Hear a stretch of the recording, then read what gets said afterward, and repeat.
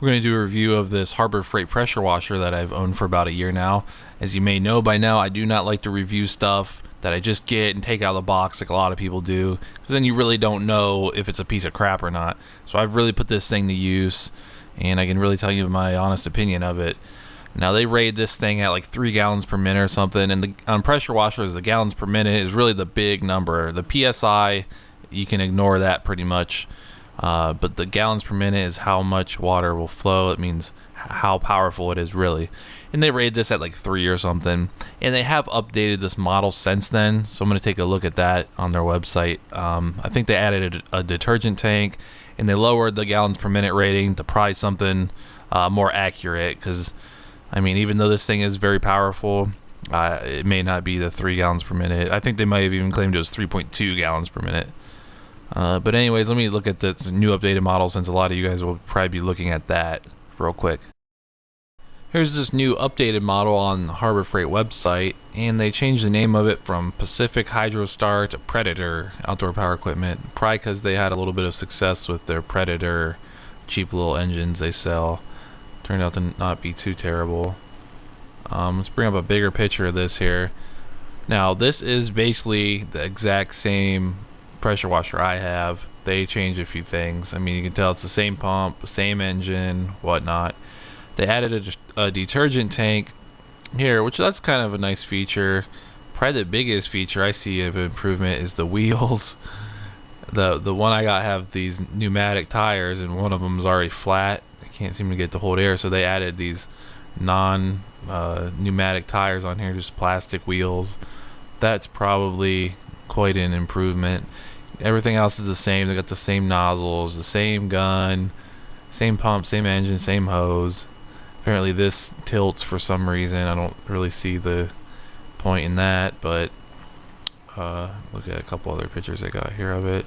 Yeah, it's the same exact thing. They made a couple little improvements. They've shown the spray. I'm going to demonstrate the spray nozzles for you in the video here, except the middle one. Mine is actually clogged up. I gotta let it soak in some penetrating lube or something. The green one I have is actually kind of clogged up. But what do they claim here? Yeah, 212cc engine, same thing I got. It's now EPA certified, so I don't believe it was before. They didn't claim that. So hey, it is what it is here. Let's get back to the review. The basic controls on this thing are relatively straightforward. That is the throttle control right there. That's slow, that's fast. Has a choke, that's off choke, that's on choke. And it actually has a gas shutoff, which I never used. I just left it on. Oops. That's probably why it's so hard to turn. And then the main ignition switch is right there, the big red button, off and on. Turn it on, and then that's off. Before you go to start this thing, it's important that we prime the pump first. So you got to hook up your hose and hold the trigger on the gun until you get the air out. And you really don't want to start this without priming the pump and having water going through it first. We're going to do a startup on this engine here. I've found that the throttle position likes to be somewhere in the middle, closer to the fast perhaps when you go to start it at first, but if you crank it all the way up, it won't start. I went ahead and turned the choke on. So I'm just gonna give it a few rips here. And I'm trying to turn the pressure knob down the pump in an effort to relieve some pressure, because once it builds up a little pressure, it becomes really hard to pull. Before, I've managed to kind of hold the trigger on the gun while trying to start it. That relieves the pressure and makes it easier to pull. So that's something to consider. But it does eventually start here, and this definitely is a little tougher than it has been in the past to start. I've gotten it to start on the first try a couple times, and usually a second or third try. Something good to kind of educate you guys on pressure washers in general. You can see I go straight to pulling the trigger on the gun and spraying.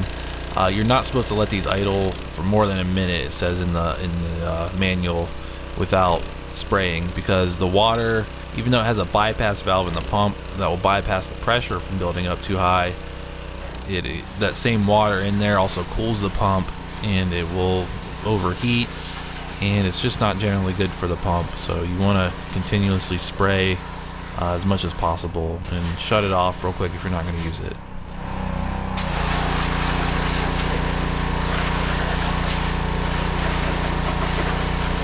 For most of this video, my default nozzle I have on here is the narrow spray.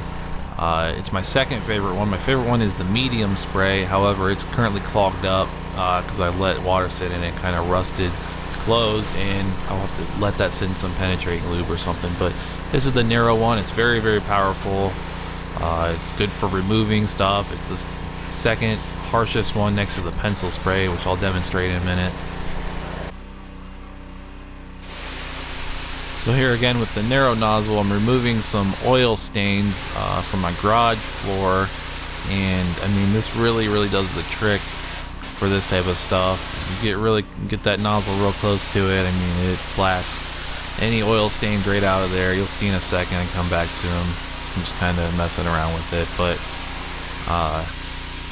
thing is very powerful. You know, this thing really is, for the price, it's the most powerful pressure washer you can get. I really have no complaints with it so far. You know, longevity wise, I've already had a year. You know, I don't know beyond this.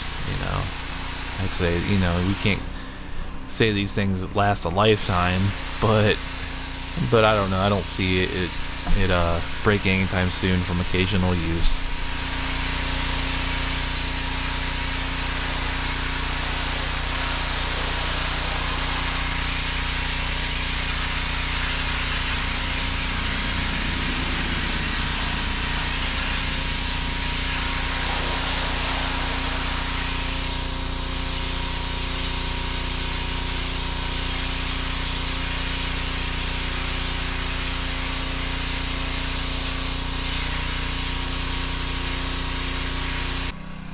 Here's a good demo of just removing general type of dirt and grime from concrete.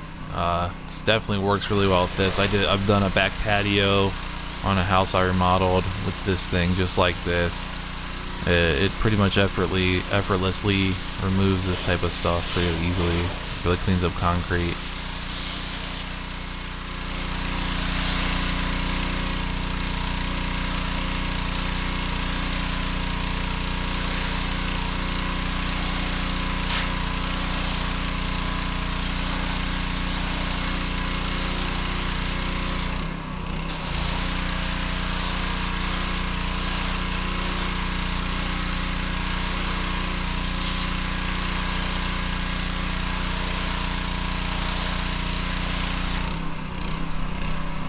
Here's a demo of the other couple of nozzles that come with it. This is the wide spray. This is the widest spray, and this is good for general cleaning, something that you're not trying to remove a surface of, you know.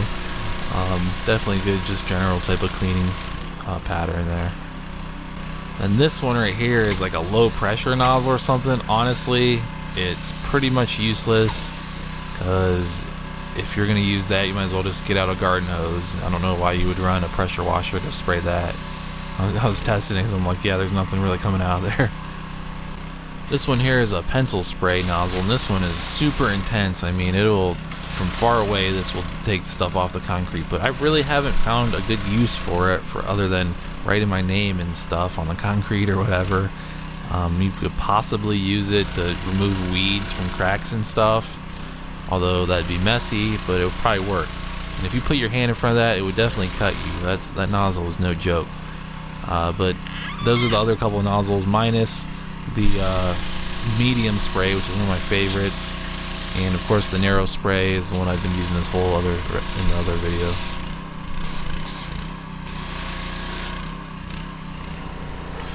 That about wraps up my review of this. Some final words. Overall, I'm pretty happy with this thing. Like I said, I don't know if we can say this thing's gonna last a lifetime, you know, but it does pretty good. Seems to hold up pretty good so far. Harbor Freight does offer extended warranties on their stuff, so if you're nervous but you're still kind of interested in this pressure washer, you might want to get one of those. On the shady side, I've heard of people with Harbor Freight stuff especially, they'll just buy it and whatever. If something breaks, they'll buy another one and swap out whatever's broken and take it back. Now, I don't endorse doing that, because that's not very good morally, but I have heard of people doing that. So, hey, I mean, there's always a way, you know, to fix something. Either way, these things pretty much you can work on them if you need to. You could always put a different engine on it. If it blew up way down the road, I'm sure you could get another one of those pumps or something, you know. So hey, I'm all about fixing stuff. Seems like it could be worked on if something went horribly wrong.